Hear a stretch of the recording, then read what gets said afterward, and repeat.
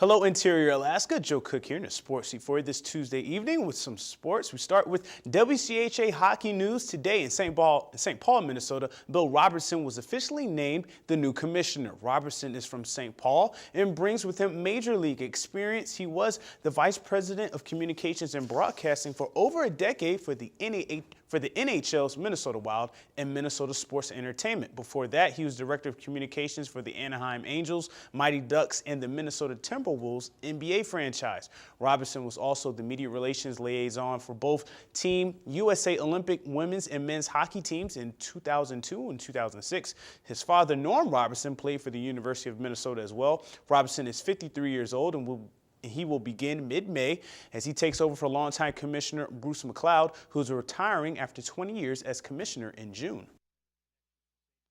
The television, the digital content that goes on, and all the new revenue streams that are possibilities for the future.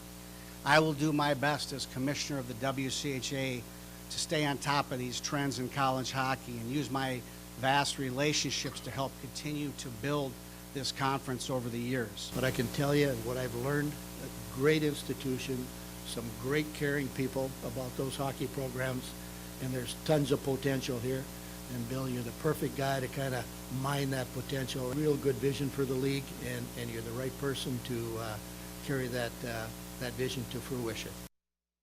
4 Alaska shooters on the rifle team for UAF have now reached world-renowned status, you could say. Earlier this month, Tim Cherry, Mike Liuza, Ryan Anderson, and Mats Eriksson competed in the International Shooting Sport Federation World Cup at Fort Benning for their countries. By the end, all 4 would have been ranked top 50 in the world in their disciplines. Cherry, coming off his national championship in small bore, shot well enough in the 50-meter three position for 12th in the 120-shot event. Anderson was 35th overall in that event as well, but Anderson placed 30th in the 10-meter air rifle, which was a 60-shot event. Liuza was 36th in the prone discipline as well. Eriksson shot for his home country of Sweden and was good for 46th in three position, 48th in 10-meter air. Now, Cherry, Liuza met the minimum qualifying scores after a match earlier in the season, but those scores weren't high enough for the actual qualifying rounds. But if they did count, they'd be officially in the top 50. But Anderson and Eriksson were able to qualify and place in that top 50.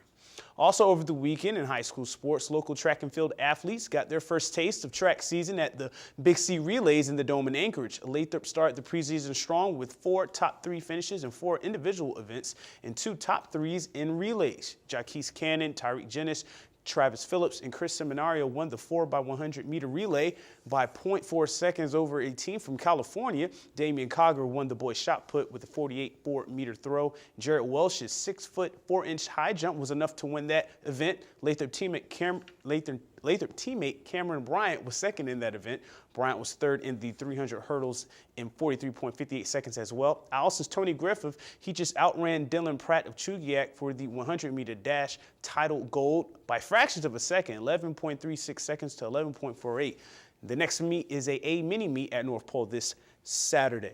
After Sunday's first ever Denali Dog 140-mile race, a musher from Two Rivers, she comes in first. Jessica Hendricks won the inaugural Denali Dog 140 in 21 hours and 5 minutes. John Schaldemeyer is the founder and race director of this race.